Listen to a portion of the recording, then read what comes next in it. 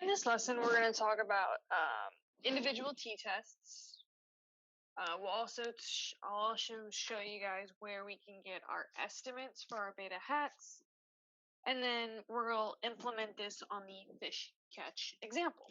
So, individual t-tests in MLR, when we get them from ANOVA, or not from ANOVA, from JUMP or R, we're going to get it in this type of estimation table. In this estimation table, we're going to have our intercept on the first row and then the K predictors following it. I kind of just shortened it a little bit here. These are going to be our partial t-tests because we're going to be testing the impact of a particular predictor given, this is important, given that all the other predictors have been accounted for. Okay. So if we're looking at this table, we have our estimates, beta naught, beta to beta k. These are the estimates that we're going to put into our estimated model. Again, since these are estimates, they're going to have a standard error, or so we can understand their variability. Then we can take our estimate and divide it by our standard error to get our t-ratio. We also have our p-value. Something to notice is that this is a two-sided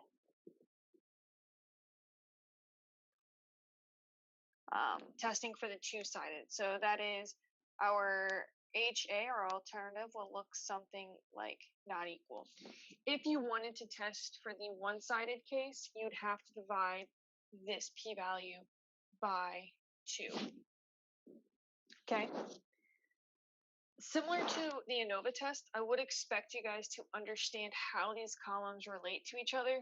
So for instance, if I give you the standard error and the t-ratio, you guys should be able to figure out what this estimate is by just doing the simple math of multiplying our standard error by our t observed. All right. With that, let's look into our testing protocol for our individual t-tests. So we have our hypothesis where we're looking at beta k equal to 0 versus the alternative not equal to 0. We have our assumptions and we have our test statistic. Now the conclusion of, you'll either, similar to what we've done, either reject or fail to reject depending on the p-value. This hypothesis test is going to give us the impact of the predictor, given that we've already accounted for all the other predictors in the model. Again, this is important. We're going to be making a statement about the impact of whatever K predictor we have, assuming that everything else has been accounted for in the model. Again, this is important, and these hypothesis tests are called the partial t-tests. Where we'll be getting the two-sided. If you wanted to test for H, maybe something beta k greater than 0, we take our p-value provided to us from our ANOVA and divide it by 2 in this case. All right. So let's go to an example with our fish data to get a better understanding.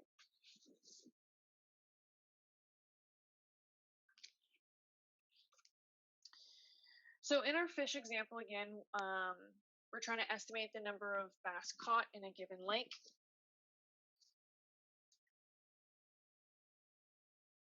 There we go.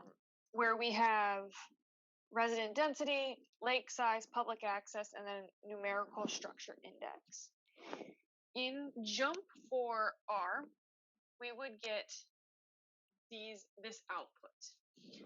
We get this output because we assumed that we had this model. We made an assumption that our bass caught has something to do with these predictors and the intercept.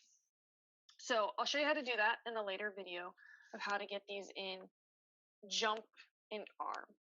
But what we end up getting are the estimates, standard error, t, and then our p-values, where these estimates are going to be our beta hats. So notice I'm just taking these estimates and plugging them in to our estimated or fitted model.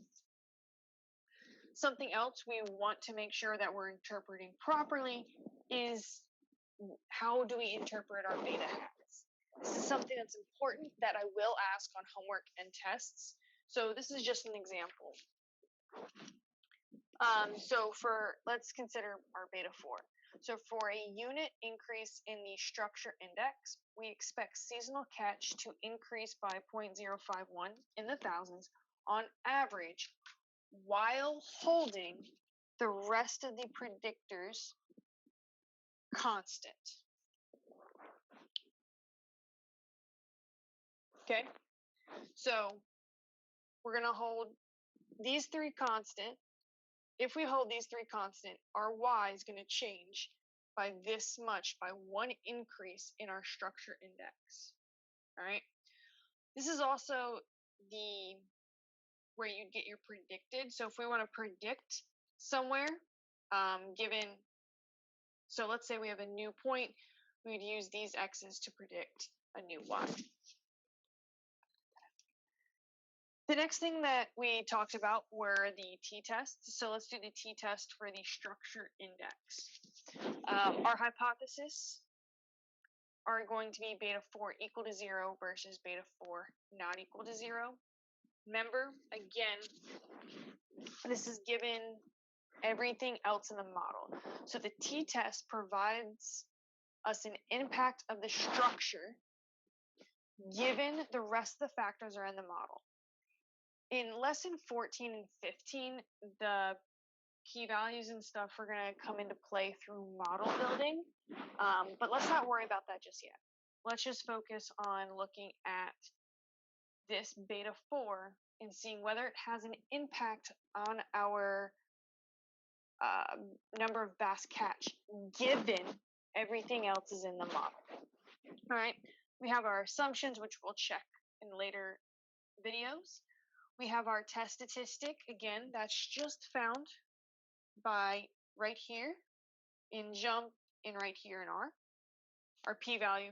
So we're going to reject the null, and we're going to say that structure index significantly contributes to seasonal catch after we've accounted for lake size, resident density, and public access. All right, so let's just go over it one more time, because interpretation is always key in statistics. The wrong interpretation is that predictor xi has no contribution to the multiple linear regression.